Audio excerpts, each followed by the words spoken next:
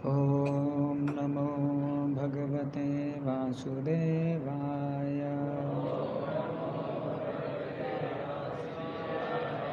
ॐ नमो भगवते वासुदेवाय।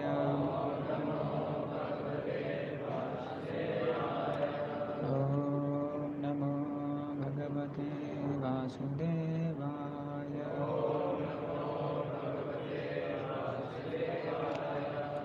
तो आज हम पढ़ रहे हैं स्कंद 10 अध्याय 71 श्लोक क्रमांक 25। दृष्ट्वा विकलं हृदया कृष्णं स्नेहपाण्डवा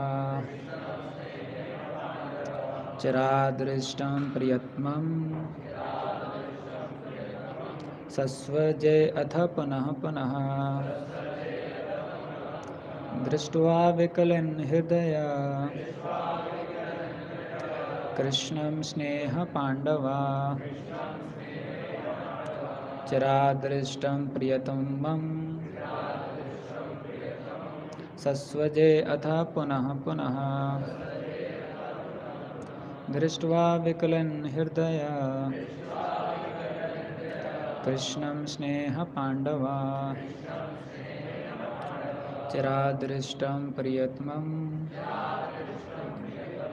सस्वजे अथ पुनः पुनः।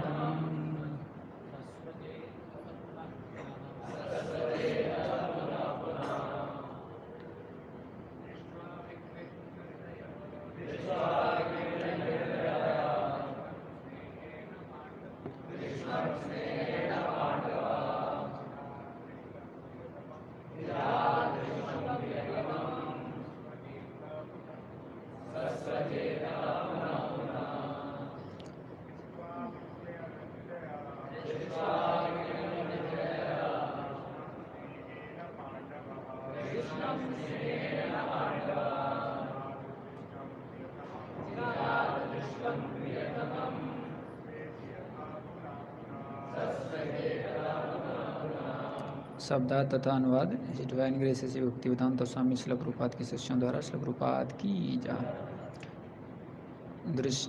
दृष्टवा देखकर, विकलिन द्रवित, हृदय उनका हृदय, कृष्णम भगवान कृष्ण को, स्नेहेन स्नेह से, पांडवः पांडुपुत्र, चिरात दीर्घ काल से, दृष्टम देखे हुए, प्रियतमम अपने अत्यंत प्रिय मित्र को, सस्वजे आलिंगन किया, अतः तत्पश्चात, पुनः पुनः फिर।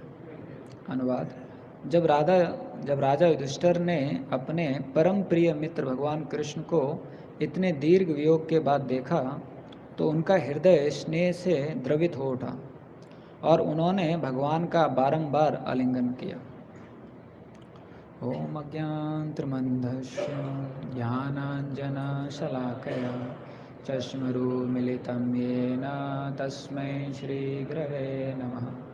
श्रीचैतन्यमनोभीष्टं स्थापितं येन भूतले स्वयं रूपं कदा मह्यं ददाति स्वपदान्तिकं।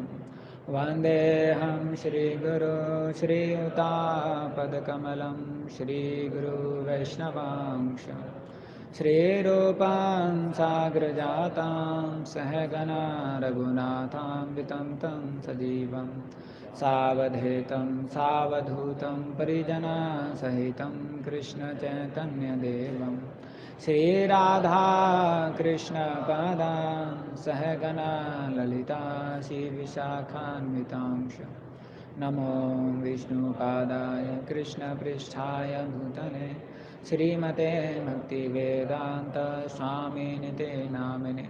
नमस्ते सरस्वती देवे गौरवाणी प्रचारिणे निर्विशेष शून्यवादी पाश्चात्यदेशतारिणे नमो महावदन्याय कृष्णप्रेमपदायते कृष्णाय कृष्णचैतन्या नाम्ने गौरतुसे नमः। हे कृष्णा करुणा सिंधो दीनबंधो जगत्पते गोपेश गोपिका कांत राधा कांत नमस्तुते। तप्त कांचने गौरांगी श्री राधे वृंदावनेश्वरी वृषभानुसुते देवी प्रणमामि हरिप्रिये। वाञ्छाकल्पतरुभ्यश्च कृपा सिन्धुभ्येव च पतितानां पावनेभ्यो वैष्णवेभ्यो नमो नमः। जय श्री कृष्ण चैतन्य प्रभु नित्यानंद श्री अद्वैत गदाधर श्रीवासादि गौर भक्तवृंद। हरे कृष्णा कृष्णा कृष्णा हरे हरे हरे राम राम राम हरे हरे हरे कृष्ण। तो हम सभी भक्तों का आशीर्वाद चाहेंगे, खासकर हिज ग्रेस प्रेम हरिनाम प्रभु का, जिससे कि इसके ऊपर चर्चा कर सकें भगवान की प्रसन्नता के लिए और अपने शुद्धिकरण के लिए। तो ये भागवतम में अभी 71वां स्कंद चल रहा है, 71वां अध्याय 10वां स्कंद। तो इसमें आज हम व्याख्या सुन रहे हैं कि किस प्रकार से युधिष्ठिर महाराज जो हैं वो भगवान का स्वागत करते हैं और भगवान को आलिंगन करते हैं, और कितना उनके अंदर भगवान के प्रति स्नेह होता है उसके बारे में चर्चा है।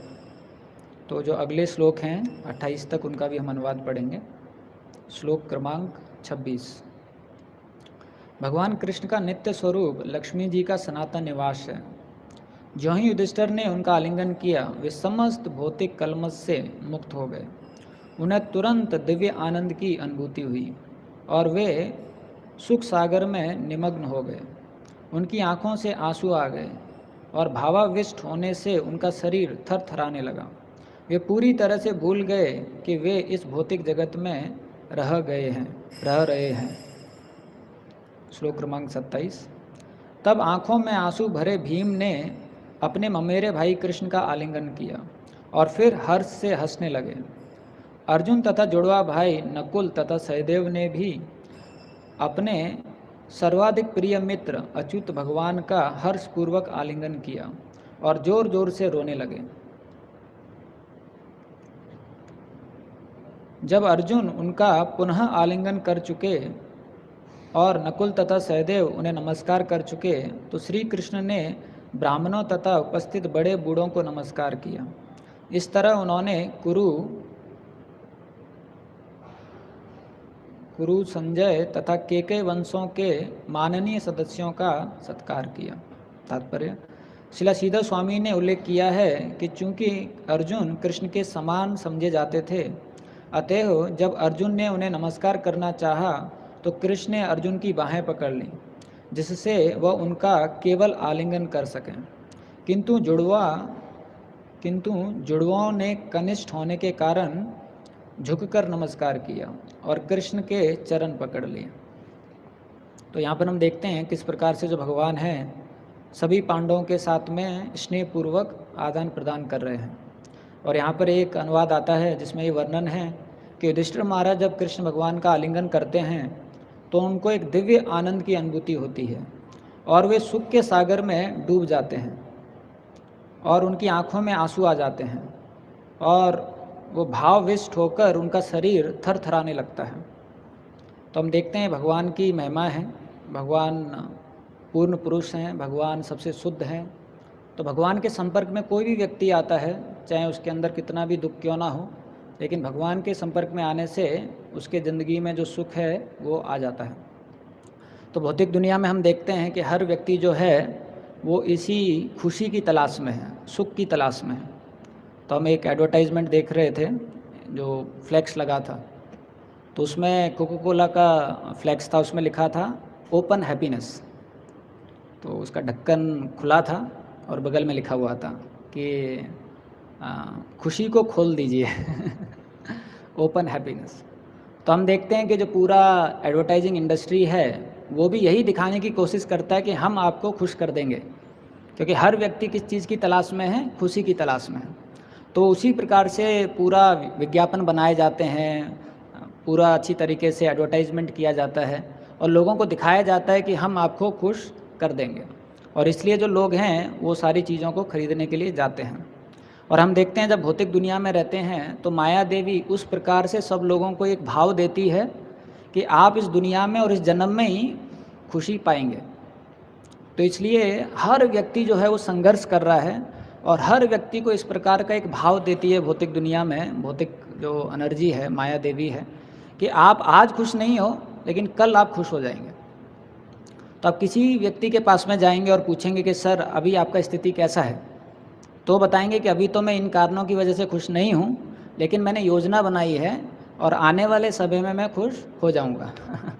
तो माया देवी जो ये खुशी की आशा है वो लोगों की ज़िंदगी से लेके नहीं जाती है।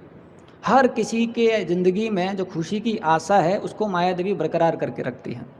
तो कोई व्यक्ति चाहे कितनी भी बार फेल क्यों ना हो गया हो, कितनी भी बार विफल क्यों ना हो गया हो, माया देवी उसको ऐसा आशा दे देगी कि बस अभी तुम्हारा समय आने वाला है। अभी तक परिस्थितियाँ अनुकूल नहीं थी, लेकिन अब आने वाले समय में सफलता सिर्फ आपकी होगी, ऐसा करके। तो हम देखते हैं, और जब दुख की बात आती है तो माया देवी ऐसा भाव देती है कि दुख तो आपसे बहुत दूर रहेगा, दुख तो आपके पास में आएगा ही नहीं, जो कष्ट है वो नहीं आएगा आपकी ज़िंदगी में। तो आप देखोगे कई बार हम जब रोड पे जाते हैं, हाईवे पे, तो बहुत सारी गाड़ी देखते हैं हम जो पलट गई हैं। तो किसी का पूरा पंचर हो गया है, पूरा डब्बा बन गया है, कोई रोड के नीचे गिर गया है, लेकिन उनको जब हम देखते हैं तो हमारे मन में क्या भाव आता है, ये ठीक से चलाना नहीं आता है इन लोगों को। जिस गाड़ी में हम जा रहे हैं उसको कुछ नहीं होगा। तो माया देवी हर किसी को कष्ट के जब बात आती है तो ऐसा भाव देती है कि आपको छुएगा नहीं, बाकियों के साथ हो रहा है, आप उसको देख के घबराओ मत, आपके साथ नहीं होगा। जब कोरोना भारत में आया था तो इतने सारे केस हो रहे थे, कानपुर में ही 2000, 3000, 5000, 10,000 डेली केस हो रहे थे, लेकिन उन नंबर्स को देख के हमारे मन में क्या भाव आता था कि देखो इतने सारे लोगों को हो गया है लेकिन मेरे को तो होगा नहीं। और मानो अगर आपको हो भी गया, कोविड पॉजिटिव आ भी गया, तो माया देवी आपको भाव देगी कि हो गया तो क्या हुआ, आपको ज़्यादा कुछ नहीं होगा, आप ठीक हो जाओगे, तुरंत ठीक हो जाओगे। मानो आपका जो कोविड है वो लंग्स में चला गया, अभी डॉक्टर बोल रहा है कि अरे ये तो बहुत सीरियस हो गया, आपका तो लंग्स में चला गया है, फिर भी माया देवी आपको भाव देगी कि आप स्पेशल केस होंगे जो इस स्थिति से भी ठीक हो जाएंगे। आपका कोई एक विशेष उदाहरण पेश किया जाएगा कि लंग्स में जाने के बाद भी आप वापस रिकवर कर गए। तो जब तक आत्मा शरीर से बाहर नहीं आ जाती है और आत्मा देखती है अरे शरीर तो नीचे ही छूट गया है, तब तक माया देवी ऐसा आशा देगी कि आपको सफलता मिलेगी और विफलता आपको नहीं मिलेगी, दुख आपसे बहुत ज़्यादा दूर रहेगा, इस प्रकार से। तो हम देखते हैं कि शास्त्रों में बताया गया है, प्रभुपाद जी को किसी ने पूछा था कि प्रभुपाद जी जो प्रकृति है वो कैसे कार्य करती है, तो प्रभुपाद जी बताते हैं कि कोई बूढ़ा नहीं होना चाहता है, लेकिन चुपचाप प्रकृति सबको बूढ़ा बना देती है। और हम देखते हैं कि कितने सारे लोग हैं वो एक समय पर जवान थे लेकिन अभी बूढ़े हो गए हैं, लेकिन माया देवी हमको कैसा भाव देगी कि आप उन जैसे बूढ़े नहीं होंगे, आपकी शक्ति बरकरार रहेगी, और आपका जो किडनी है बहुत ब्रांडेड है, लिवर भी बहुत ब्रांडेड है, तो आपको प्रभाव नहीं होगा। बाकी जो लोग हैं वो कमज़ोर हैं, उनका अलग स्थिति है। तो जब दुख की बात आती है तो माया देवी इस प्रकार से हर किसी को ये भाव देती है कि आपको दुख छुएगा नहीं, आप एक बहुत विशेष स्थिति में हैं। और जब खुशी की बात आती है तो माया देवी बोलती है आपको ये खुशी मिलेगी। इसलिए आप देखोगे लाखों लोग क्रिकेट खेलते हैं, लेकिन कितने लोगों का सिलेक्शन होता है, 11 लोग होते हैं ना एक टीम में, तो 11 लोगों का सिलेक्शन होता है, लेकिन लाखों लोग खेलते हैं और सबको ये आशा रहती है। किसी भी छोटे बच्चा जो खेलने जाता है उससे आप पूछेंगे कि आपका गोल क्या है, तो क्या बोलेगा, इंडिया के लिए खेलना है इंटरनेशनल लेवल पे। लेकिन जब भक्ति की बात आती है तो माया उसमें बहुत सारे डाउट क्रिएट कर देती है। अगर हम भक्तों से पूछेंगे आप में से कितनों को विश्वास है कि हम भगवान के धाम जाएंगे, तो हाथ के साथ में मुंह भी नीचे कर लेंगे। क्योंकि माया देवी बोली तू जाएगा, शक्ल देखी है तूने। तू जाएगा भगवान के धाम। तो जब अध्यात्म की बात आती है तो उसमें माया देवी बहुत डाउट क्रिएट कर देगी। और माया देवी स्पिरिचुअल लाइफ में ये दिखाएगी कि जो फेलियर आएगा ना तो आपके लिए आएगा, बाकियों के लिए नहीं आएगा। देखो वो तो एचओडी बना है, वो तो टीएमसी बन गया है, वो तो प्रेसिडेंट है, उनके लिए सब कुछ है प्रभु लेकिन आपका जाएगा तो जब दुख की बात आएगी तो माया देवी आपको ही अलग से दिखाएगी कि ये दुख सिर्फ आपके लिए बना है भक्ति जीवन में। और जब खुशी की बात आएगी तो बताएगी आपको छोड़ के सबको मिल जाएगा। हो सकता है वो चले जाएं भगवान के धाम, हो सकता है वो भी चले जाएं, उनका तो क्या है, बचपन से ही शुद्ध थे, सुना नहीं आपने उनके बारे में, बचपन से ही मंदिर जाते थे। और वो तो शुरू से ही शास्त्रों में अध्ययन करते थे, ब्राह्मण उनका नेचर है। और वो उनका तो देखा नहीं भक्ति में आने के बाद कैसे माला जप करते हैं। लेकिन आपका प्रभु आप पता नहीं कहाँ आ गए इस प्रकार से। तो हम देखते हैं माया देवी किस प्रकार से भौतिक दुनिया में बहुत इंथुसियास्टिक रखने के लिए, भौतिक दुनिया में बहुत ज़्यादा प्रगतिशील करने के लिए इस प्रकार का भाव देती है कि आपको खुशी मिलेगी, दुख नहीं मिलेगा। और भक्ति से हमको अलग करने के लिए इस प्रकार का भाव देगी कि भक्ति में आपको खुशी नहीं मिलेगी, दुख मिलेगा, इस प्रकार से। तो प्रभुपाद जी जो हैं वो इस चीज़ को बताते हैं। तो प्रभुपाद जी बताते हैं जब हम भौतिक खुश की बात करते हैं, भौतिक आनंद और सुखी की बात करते हैं, तो आध्यात्मिक जगत में वो भौतिक जगत में वो सुख है ही नहीं। तो प्रभुपाद जी बताते हैं अगर कोई जानना चाहता है कि भौतिक सुख कहाँ पर है तो सिर्फ डिस्प्ले में है। जो डिस्प्ले है ना, जो ऑब्जेक्ट है उसका डिस्प्ले में लिखा हुआ है कि ये ऑब्जेक्ट जो है आनंद पूर्ण है, आनंद से भरा हुआ है। लेकिन जब आप उस ऑब्जेक्ट को खोलेंगे तो उसके अंदर क्या भरा है, दुखालयम अशाश्वतम। तो अगर मानो कोई दोस्त है आपका बर्थडे है, उसमें गिफ्ट देना चाहता है और वो बहुत अच्छा एक पैकेज बनाता है गिफ्ट का, उसमें बहुत सुंदर तरीके से लिखता है कि हे मेरे प्रिय मित्र, आपको आनंद देने के लिए आनंदमय चीज़ मैं आपको भेज रहा हूँ, और उसके अंदर एक जहरीला सांप डाल देता है और फिर वो गिफ्ट आपको देता है।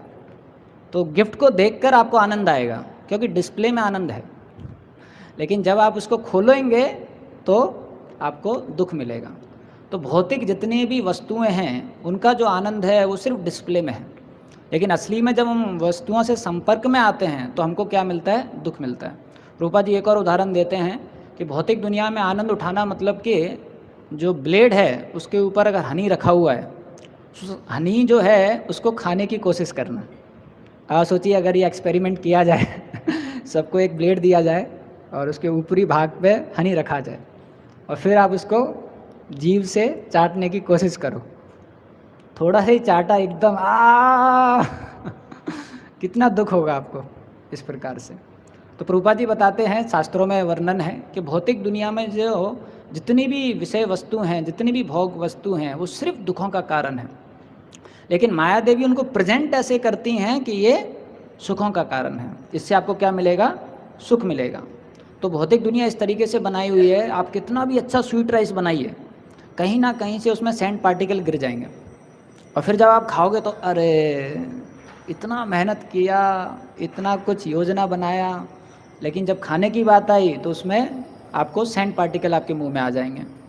लेकिन माया देवी आपको हताश नहीं होने देगी। माया देवी क्या बोलेगी, दोबारा बनाओ दोबारा बनाओ, और इस बार स्वाद आएगा, इतना टेस्ट आएगा पूछो मत। फिर दोबारा बनाओगे, दोबारा कहीं ना कहीं से सैंड पार्टिकल आ जाएगा। फिर माया देवी बोलेगी अरे उस व्यक्ति की वजह से आपको पूरा आनंद नहीं मिला, स्वीट राइस पूरा बन ही गया था लेकिन ये पता नहीं कहाँ से आ गया, और उस परिस्थिति की वजह से आनंद नहीं मिला, उस सिचुएशन की वजह से आनंद नहीं मिला, उस समय की वजह से आनंद नहीं मिला, आप दोबारा बनाइए। तो भौतिक दुनिया में हर व्यक्ति क्या कर रहा है, सिर्फ स्वीट राइस को बार बार बना रहा है, और हर बार स्वीट राइस खाने के बाद दुखी हो रहा है कि अरे इसमें क्यों ये सैंड पार्टिकल गिर जाते हैं, इसमें मेरे को पूर्ण आनंद क्यों नहीं आ रहा है, क्योंकि पूर्ण आनंद है नहीं। तो अभी शास्त्रों में इतना ज़्यादा भोग को क्यों खंडन किया गया है, क्योंकि भागवतम में वर्णन है अगर कोई भोग करने के लिए सोचता है तो उसका समय कब चला जाएगा उसको पता नहीं चलेगा। तो भोग करने से सुख तो मिलता नहीं है, दुख मिलता है और टाइम पास हो जाता है। तो टाइम तो कम पास होता है, हम पास हो जाते हैं। तो इसलिए भागवतम में वर्णन है कि जो भोग है उसके पीछे हम लोगों को नहीं भागना चाहिए, क्योंकि उसके अंदर सुख नहीं है। तो एक उदाहरण आता है, एक ऋषि थे जिनका नाम था कुंडू ऋषि। तो जो कुंडू ऋषि थे ये तपस्या कर रहे थे, और इंद्र इनकी तपस्या देखकर घोर तपस्या कर रहे थे। रोज़ सुबह उठ जाते थे 2 बजे, फिर 32 माला करते थे कमर सीधी करके सब कुछ बहुत उनका अच्छा था, खाने पीने में भी बहुत परहेज़ करते थे। तो इंद्र ने सोचा कि इनके अंदर इच्छाएं थोड़ी सी सही नहीं हैं, तो वो एक अप्सरा को भेजते हैं। नाम किसी को पता है? कुछ तो एक नाम था, अप्सरा का नाम भूल गया, पता है? प्रोचलना ऐसा करके कुछ तो नाम था, ठीक है। तो वो अप्सरा को भेजते हैं, तो अप्सरा जो है वहाँ पर जाती है, छन छन करती है, तो उनका पतन हो जाता है। तो उसके बाद अप्सरा उनसे बोलती है मैं जाना चाहती हूँ।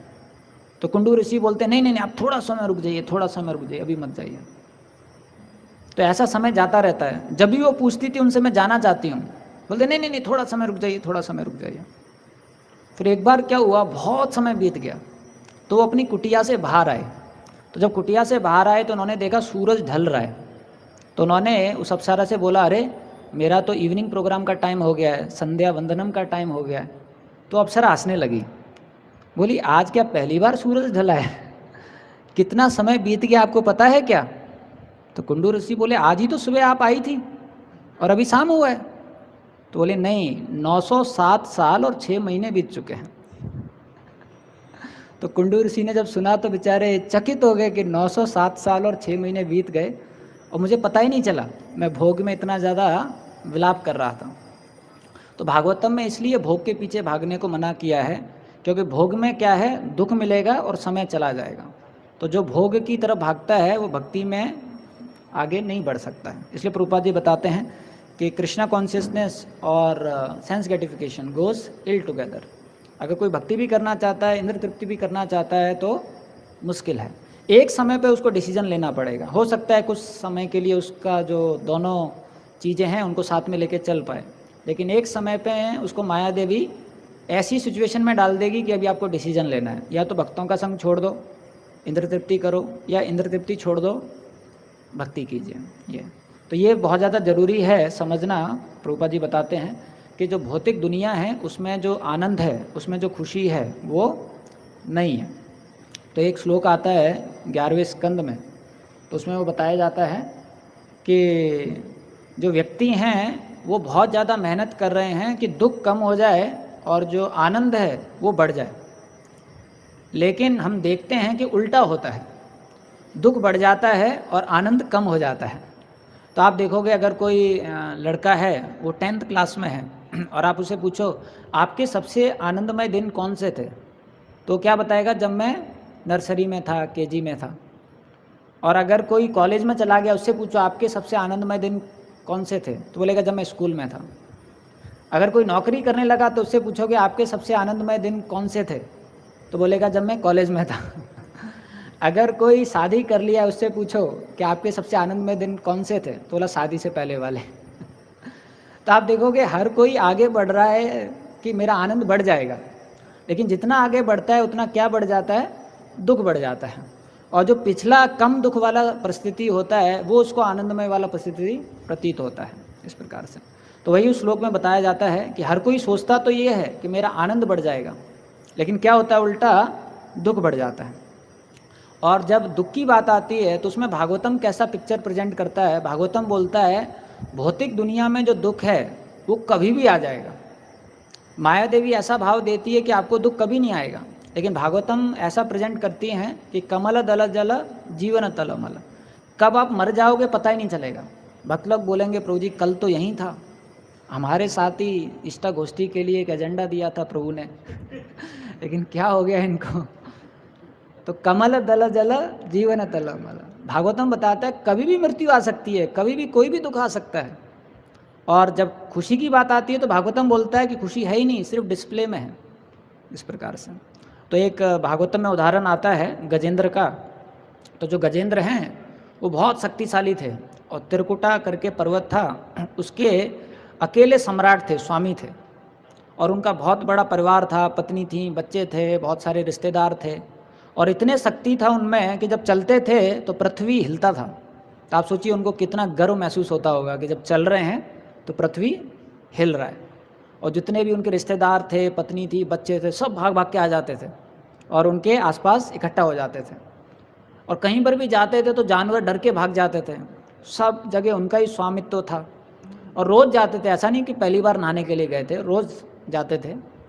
रोज़ वहाँ पर जाते थे, क्रंदन करते थे, पानी उठाते थे, फिर पानी दूसरों के ऊपर फेंकते थे, सब बच्चे वगैरह नहाते थे, पत्नी वगैरह नहाते थे। और उनको बहुत ज़्यादा गर्व था अपनी शक्ति पे, बहुत ज़्यादा गर्व था अपने रिश्तों पे, बहुत ज़्यादा गर्व था अपने स्वामित्व पे। और जैसे ही पानी के अंदर जाते हैं, एक दिन एक बहुत बड़ा घड़ियाल एकदम आके उनके पैर को पकड़ लेता है। और जब वो देखते हैं तो ये उनकी ज़िंदगी में पहला शौक होता है, क्योंकि उन्होंने कभी नहीं सोचा होता है कि ऐसा मेरे साथ हो सकता है, क्योंकि मैं तो इतना ज़्यादा शक्तिशाली हूँ, मेरा तो इतना बड़ा परिवार है, इतने बड़े मेरे रिश्तेदार हैं, और पूरे जंगल का स्वामी मैं हूँ, सब लोग मुझसे डरते हैं। तो जब घड़ियाल ने उनको पकड़ा तो समझ ही नहीं पाए कि ये दुख मेरी ज़िंदगी में कैसे आ सकता है। तो पहला शौक था कि मेरे को भी दुख आ सकता है, ये उनका पहला शौक था। अभी दूसरा शौक क्या था, जैसे ही उनको घड़ियाल ने पकड़ा तो उनके जो पत्नी थे, रिश्तेदार थे, बच्चे थे, वो चिल्लाने लगे और किनारे हो गए। आ तो ये दूसरा शौक था कि अरे ये लोग तो मुझसे दूर होके किनारे में खड़े हो गए। तो पत्नी थे, बच्चे थे, रिश्तेदार थे, किनारे में खड़े होके रो रहे थे। अब गजेंद्र आंखों ही आंखों में देख रहा था कि अरे मैंने कितना कुछ किया आप लोगों के लिए, मैंने तो पूरा ज़िंदगी दे दिया आप लोगों को आनंद देने के लिए, खुशी देने के लिए, और आज समय आया तो आप लोग तो किनारे चले गए, बस रो रहे हैं।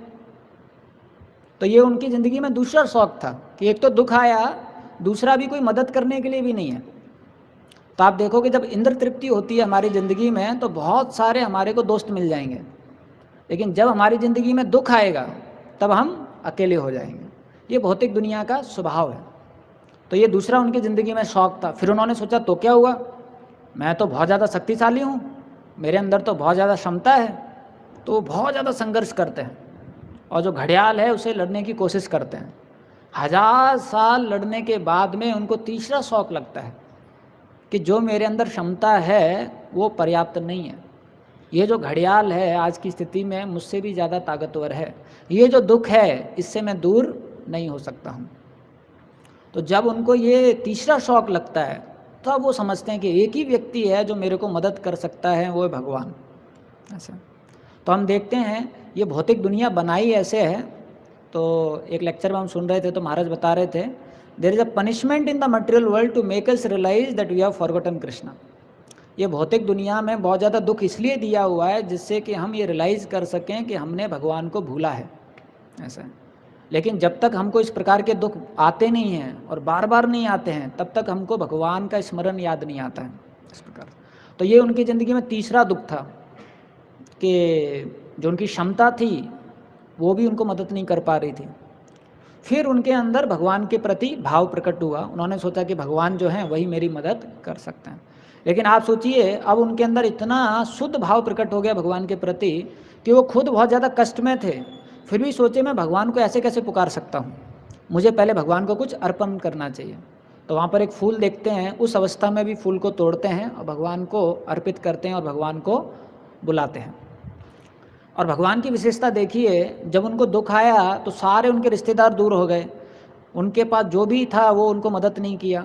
लेकिन जैसे ही भगवान ने सुना कि गजेंद्र मेरे को पुकार रहा है, तुरंत भगवान गरुड़ जी को बोले चलो मेरे को, मेरा जो भक्त है उसकी मदद करना है, इस प्रकार से। और भगवान की विशेषता है कि जब आ रहे हैं तो दूर से ही उनको पता है कि गजेंद्र की स्थिति क्या है। पास में पहुंचने से पहले ही अपना सुदर्शन छोड़ देते हैं घड़ियाल का गला काटने के लिए। तो भगवान जो हैं एक ऐसे व्यक्ति हैं जो हर जीव को हृदय से समझते हैं। भगवान डायग्नोसिस में ज़्यादा समय नहीं लेते। कई बार हमारा कोई भक्त बीमार हो जाता है और कोई डिवोटी जाता है उसके पास, बोले प्रभु जी क्या हुआ आपको, तो प्रभु जी बहुत बुखार है। फिर वो छूता है, लग तो नहीं रहा। बोले प्रभु जी रात को 104 था, सिर दर्द हो रहा था, पेट दर्द हो रहा था।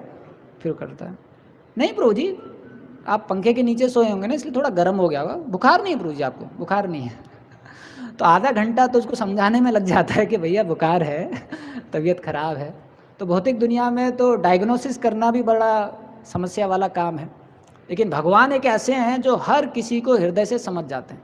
एक और लीला आता है, जब समुद्र मंथन हो रहा होता है तो सारे देवी देवता भगवान के पास जाते हैं। तो भगवान बोलते हैं कि आप ऐसा करो, मंदारा जो पर्वत है उसको उठाओ। और उसको समुद्र में ले जाके उससे मंथन करो। तो सारे देवी देवता जाते हैं, उस मंथरा पर्वत को उठाने लग जाते हैं और सब एक साथ 1 2 3 करके उठाते हैं। लेकिन उठाते हैं तब उनको आभास होता है कि बहुत ज़्यादा भारी है, तो उनमें से आधे लोग बिना दूसरों को बताए छोड़ देते हैं, जैसा होता है। तो बाकी लोग छोड़ देते हैं। अब जो लोग नहीं छोड़ते हैं तो किसी का हाथ, किसी का पैर, ये सब चीज़ आ जाता है। तो बेचारे सब क्रंदन करने लग जाते हैं। किसी का हाथ नीचे चिल्ला रहा होता है, क्या कर दिया ये। किसी का पैर नीचे होता है, और जिसका मुंह नीचे था वो तो रो भी नहीं पा रहा होगा तो वो कैसे एक्सप्रेस कर रहा होगा। तो फिर जो भगवान को भी वो करने लग जाते हैं, भगवान को ताड़ने लग जाते हैं कि अरे जब भगवान को पता था कि ये जो पर्वत है उसको हम नहीं उठा पाएंगे, फिर ऐसा सेवा भगवान ने हमको क्यों दिया। तो इस प्रकार से वो बात करने लग जाते हैं और भगवान को पता चल जाता है। तो अब ये भगवान को देखिए, जब आ रहे होते हैं तो दूर से ही उनको पता है किसका क्या हुआ है। तो जब आ रहे होते हैं तो दृष्टिपात करते हैं और सबका सब ठीक हो जाता है। और जब तक भगवान लैंड करते हैं तब तक तो सब लोग खड़े होके कृतज्ञ भाव से प्रार्थना अर्पित करने लग जाते हैं, हे भगवान आप जैसा कौन है, आप तो कृपा के स्वामी हैं, आप तो ये हैं, आप तो वो है।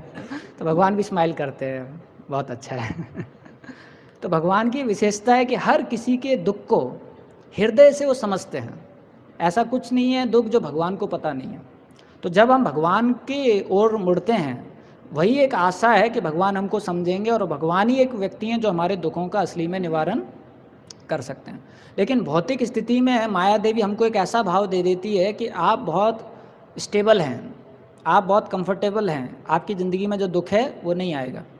हमारे भक्त लोग ये LIC वालों से मिलने गए थे तो ये शेयर कर रहे थे कि एक व्यक्ति था, तो खुद उसका अच्छा नौकरी लग गया, उसका अच्छा शादी हो गया, उसका एक लड़का और एक लड़की पैदा हो गया। तो ये मतलब एक आइडियल कम्बिनेशन है गृहस्थ जीवन में कि आपका अच्छा शादी हो गया है, अच्छा नौकरी लग गया है, एक लड़का है एक लड़की है, दोनों ही अच्छे स्कूल में पढ़ाई कर रहे हैं। तो 17 साल का उनका लड़का था और बाथरूम में गया नहाने के लिए और स्लिप हो गया उसका पैर, और वहीं पर उसने अपने प्राण त्याग दिए। तो वो व्यक्ति बता रहा था कि मैं अभी किसको दोष दूं, मेरे सामने मेरा पुत्र चला गया ऐसा करके वो बता रहा था। तो बता रहा था कि मेरा परिवार कितना खुशी की तरफ भाग रहा था, लेकिन ये ब्रेक लग गया, इस प्रकार से। तो भौतिक दुनिया में हर कोई ये सोचता है कि दुख नहीं आएगा, लेकिन कब और कितना बड़ा दुख आ जाएगा वो हमको पता नहीं चलता है। अभी भागवतम में इतना ज़्यादा ये दुखों के बारे में वर्णन क्यों है, क्योंकि जब तक हम ये महसूस नहीं करेंगे कि हम दुखी हैं, तब तक हमें डॉक्टर के पास जाने का इंस्पिरेशन ही नहीं रहेगा। अभी आपको पकड़ के हम डॉक्टर के पास ले जाएं और डॉक्टर बोलता है क्या हुआ, कुछ नहीं हुआ, ये ज़बरदस्ती पकड़ के लेके आ गए। तो किसी को अगर ज़बरदस्ती पकड़ के मंदिर में हम रखें, लेकिन उसको ऐसा भाव ही नहीं है कि मैं दुखी हूँ, ये संसार में दुख है, तो वो जो गुरुजन हैं उनकी बातों को, जो गुरु परंपरा ने प्रोसेस दिया है, उसको अच्छी तरीके से स्वीकार नहीं करेगा। तो जब कोई डॉक्टर को ही स्वीकार नहीं कर रहा है, तो जो डॉक्टर दवाई दे रहा है उसको क्या स्वीकार करेगा। तो पहला जो सिचुएशन है भागवतम में, वो ये दर्शाता है कि हमें ये समझना पड़ेगा कि भौतिक दुनिया में कितना ज़्यादा दुख है। जब हम ये समझेंगे कि कितना ज़्यादा दुख है, तब हमको समझ में आएगा कि डॉक्टर का कितना ज़्यादा ज़रूरत है मेरे को ज़िंदगी में। उसके बाद हम डॉक्टर के पास जाएंगे, फिर जो डॉक्टर दवाई देता है हम उसको बहुत गहराई से स्वीकार करेंगे। मानो अगर कोई आप हॉस्पिटल में जाते हैं और आपको कैंसर हो रखा है, और डॉक्टर बोलता है कि आपको ये दवाई सुबह लेना है 4 बजे, ये दवाई आपको लेना है 12 बजे, और ये तीसरा दवाई लेना है 8 बजे। एक भी दवाई मिस किया वो आपका अंतिम दिन है। तो आप में से कितने लोगों को लगता है कि मैं समय पूर्वक दवाई लूँगा सब लेंगे ना लेकिन जब आपको पता है चलेगा चलेगा चलेगा 16 माला 8 बजे भी कंप्लीट हो गया तो चलेगा, 12 बजे भी हो गया तो चलेगा, ठीक नहीं हुआ तब भी चलेगा तो फिर हमारा जो भक्ति में वर्धन है वो नहीं हो पाता है। तो इसलिए भागवतम में इतना ज़्यादा दुखों का वर्णन किया गया है। और यहाँ पर बताया गया है कि दुखों का वर्णन है, उससे अगर निवारण चाहिए तो एक ही तरीका है भगवान से जुड़ना, ऐसा। और भगवान से जुड़ने का कलियुगाम में एक ही तरीका है, भक्तों के संग में विधि को अपनाना। भले विधि दे रखी है भागवतम में कि हमको जप करना है, भागवतम सुनना है, हमको श्रवण करना है, सेवा करना है, लेकिन वो भी हम तभी कर पाएंगे और तभी हम उनका भक्तिमय रूप से फ़ायदा उठा पाएंगे जब हम भक्तों के संग में कर रहे हैं, ऐसा। अकेले अगर हम करते हैं तो कब उस भक्तिमय चीज़ों में भी हम भोग करने लग जाते हैं, हमको समझ में नहीं आता है। तो आप देखोगे आजकल कई भक्त लोग 2-2 सिम रखते हैं मोबाइल में, है ना? बहुत सारे भक्त लोग 2-2 सिम रखते हैं। तो कई बार एक सिम का नेटवर्क कम हो जाता है, दूसरी सिम का नेटवर्क बढ़ जाता है। तो ऐसे ही हम जो हैं, हर किसी की ज़िंदगी में 2-2 सिम हैं। एक माया का सिम है, एक कृष्ण का सिम है। तो जो कृष्ण की सिम का नेटवर्क है, जब हम भक्तों के संग में आते हैं तो बढ़ जाता है, और जो माया का नेटवर्क है वो कम हो जाता है। लेकिन जब हम अकेले होते हैं, चाहे भक्त हैं, तो माया का जो नेटवर्क है वो बढ़ जाता है, और जो कृष्ण का नेटवर्क है वो कमज़ोर हो जाता है। तो आप अकेले हैं और सोच रहे हैं, आपने हेडफोन भी लगा लिया बड़ा वाला श्रवणम करने के लिए, लेकिन श्रवण नहीं होगा। जिसका जितना क्वालिटी साधना संग में है, उतना ही वो क्वालिटी साधना अकेले में कर सकता है। लेकिन अगर संग में आप आ रहे हो, भागवतम में ऐसे है, जब के समय भक्तों के सामने आपका ऐसे है, तो इतना सरेंडर अगर कर रहे हैं तो अकेले में तो क्या होगा पता नहीं हमको तो इसलिए ये बहुत ज़्यादा ज़रूरी है कि अगर हमें भक्तिमय रूप और भक्तिमय भाव को बचाना है, तो वो भाव बचता है भक्तों के संग में रह के, और जो भाव है वो शुद्ध भी होता है भक्तों के संग में रह के। अगर हम अकेले रहेंगे तो जो माया है वो हमारा जो भाव है उसको दोष लगा देती है। तो आप देखोगे, हो सकता है आप अकेला बहुत अच्छा जप कर रहे हैं, तो माया आपके अंदर दोष लगा देगी, देखा आप जैसा जप कोई नहीं करता है। आप अभी ऐसे स्तरों पे पहुंच चुके हैं जिनके बारे में बाकी लोग सोच भी नहीं रहे तो माया आपका जो भाव है उसमें दोष लगा देगी, आपका इंडिपेंडेंट नेचर बढ़ जाएगा, क्योंकि माया बोलेगी ये सब लोग द्वेष करते हैं आपसे, सब कनिष्ठ हैं यहाँ पर, और आप अभी निष्ठा पार कर चुके हो। तो आप इंडिपेंडेंट नेचर आपका बढ़ जाएगा, आपका सेवा भाव कम हो जाएगा। तो इसलिए हम देखते हैं, लेकिन जब भक्तों के साथ में रहते हैं, भक्तों के साथ में रहना क्यों कई बार मुश्किल हो जाता है, क्योंकि शुद्धिकरण ज़्यादा होता है तो इसलिए थोड़ा मुश्किल हो जाता है कि अरे इतना ज़्यादा शुद्धिकरण नहीं चाहिए हमको लेकिन अगर वही हमारा प्राथमिकता है और उसी के लिए हम आए हैं, तो हमें क्या करना चाहिए? भक्तों के संग में क्वालिटी साधना करना चाहिए, और जितना क्वालिटी साधना भक्तों के संग में करेंगे, उतना ही क्वालिटी साधना हम जब अकेले हैं तब कर पाएंगे। तो इसलिए प्रभुपाद जी ने, आप देखोगे प्रभुपाद जी के समय भक्त लोग जो अधिकतर साधना करते थे वो साथ में ही करते थे।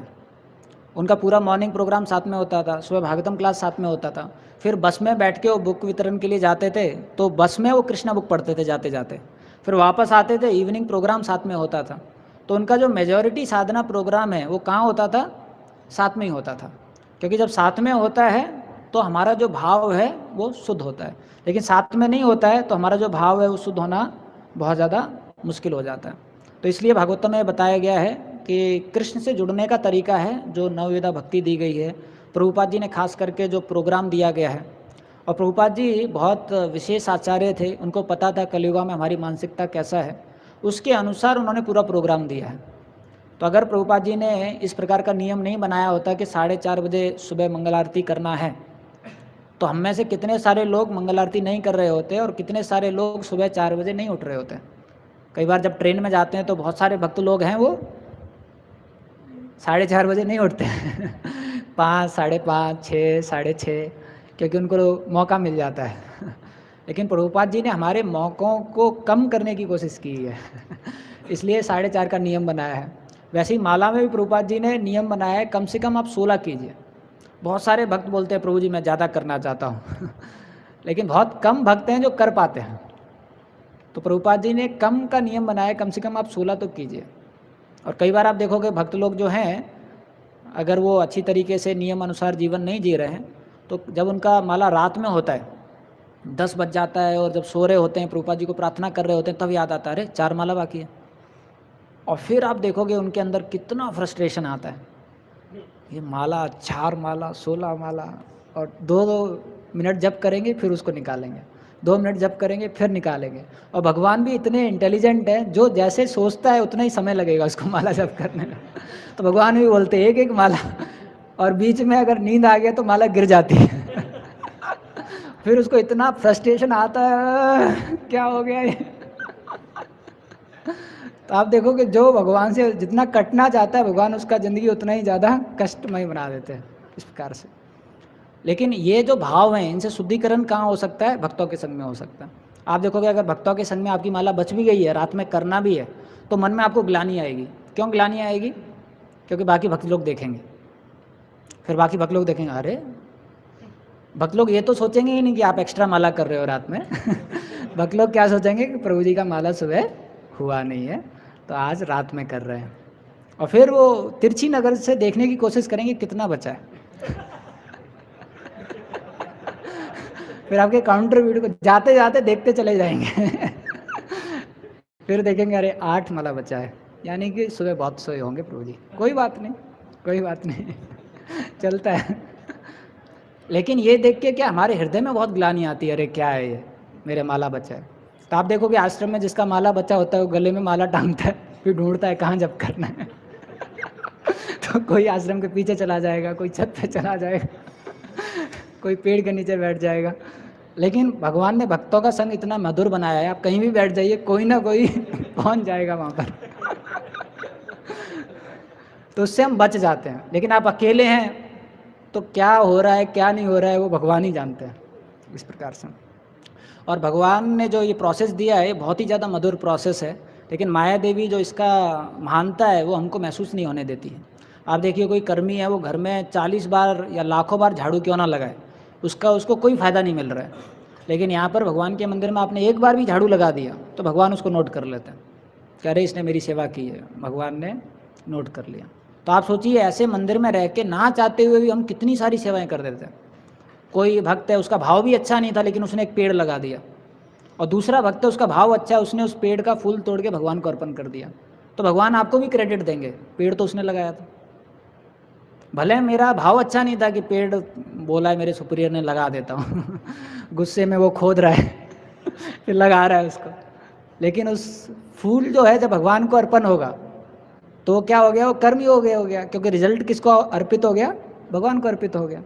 तो भक्तों के संग में रहने का ये फ़ायदा होता है, हम नहीं चाहते हैं तब भी हमारा जो रिजल्ट है वो भगवान को अर्पित हो जाता है। कई बार भक्त जो है कुछ फंड्स लेके आए, लक्ष्मी लेके आए, और वो अपने पास रखना चाहता है लेकिन रख नहीं पाता है वैष्णव संघ में। तो फिर उसको अकाउंट में जमा करना पड़ता है। जैसे ही अकाउंट में जमा किया किसको अर्पित हो गया, भगवान को अर्पित हो गया। अभी हाल ही में भक्तों को कुछ लक्ष्मी मिला था, तो मैंने एक भक्त को बोला सबसे इकट्ठा कर लीजिए। तो सब भक्त ऐसे कर करके दे रहे थे, प्रभु जी आप ले लीजिए।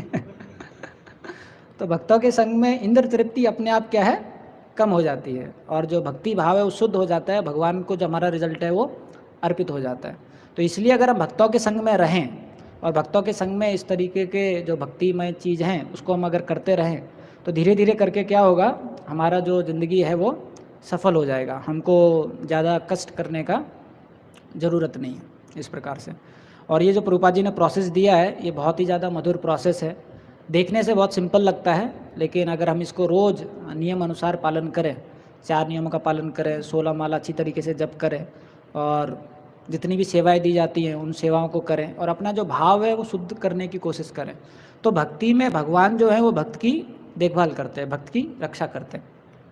तो आप देखोगे अगर कोई भक्त जो है वो भगवान पे पूर्ण तरीके से निर्भर है तो उसको अपने बारे में भी सोचने की ज़रूरत नहीं है।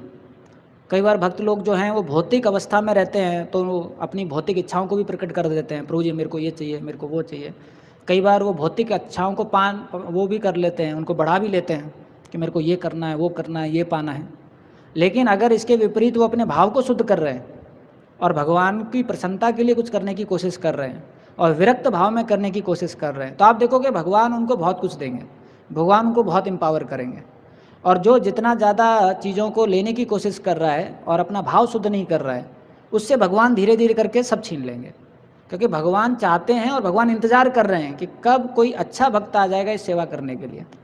तो जब कोई अच्छा भक्त आ जाएगा वही सेवा करने के लिए, तो धीरे धीरे करके आप देखोगे आपकी जो सेवा है वो उन भक्त के पास पहुंच जाएगी, क्योंकि हम लोगों ने अपना भाव शुद्ध नहीं किया, हम लोगों ने अपनी जो सेवा है उसको अच्छा नहीं किया भगवान के प्रति, इस प्रकार से। लेकिन अगर हम भगवान के प्रति अपना भाव शुद्ध कर रहे हैं, सेवा का अच्छी तरीके से भाव को बढ़ा रहे हैं, तो भगवान हमारे को हमेशा सेवा में लगा के रखेंगे। भगवान हमेशा हमारे को बहुत सारे मौके देंगे जिसमें हम लोग सेवा कर पाएँ, जिसमें हम लोग अपना हृदय है वो शुद्ध कर पाएँ, इस प्रकार से। तो यहाँ पर इसी से ये हमको सीखने को मिलता है कि युधिष्ठिर महाराज ने जैसी आलिंगन किया कृष्ण भगवान को, तो उनका जो दुख है वो क्या हो गया, वो चला गया, वो समाप्त हो गया। तो इसी प्रकार से कलयुग में भगवान जो हैं, भगवान नाम के रूप में आए हैं। तो जब हम भगवान का नाम लेते हैं और शुद्ध भाव से लेने की कोशिश करते हैं भगवान की प्रसन्नता के लिए, और शुद्ध भाव से उसको सुनने की कोशिश करते हैं। तो हम देखते हैं हमारी ज़िंदगी में कितना भी कष्ट क्यों ना हो, लेकिन हमको वो कष्ट जो है बहुत छोटा दिखाई देता है, और भगवान का जो भक्ति है उसमें जो आनंद है वो महसूस होता है हमको। तो इसी के साथ हम विराम देंगे। हरे कृष्ण। किसी का कोई सवाल है तो पूछ सकता है।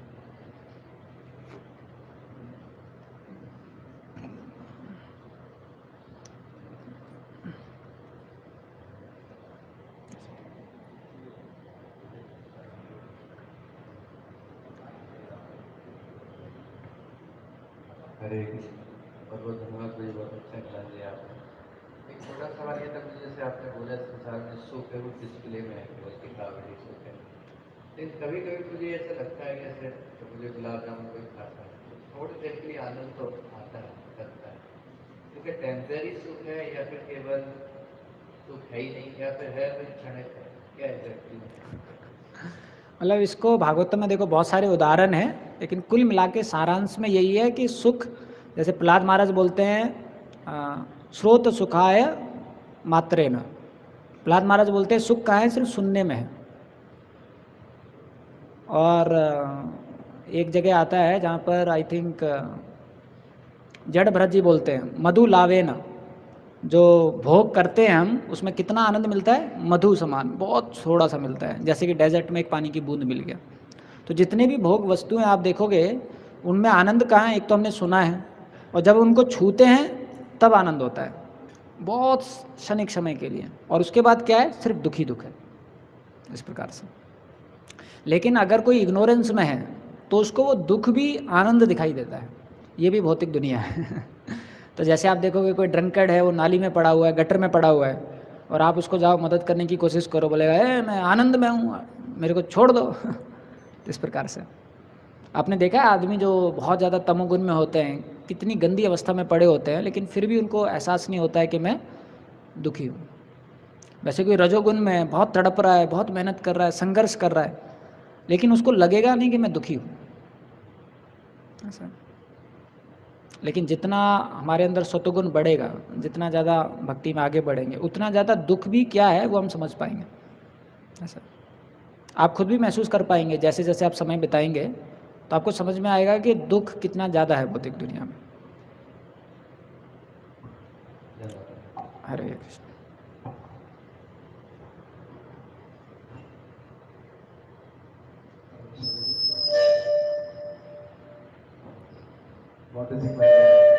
आपको थोड़ा आगे होना पड़ेगा शायद। आप ऐसे ही बोल दीजिए, हमको सुनाई रहे।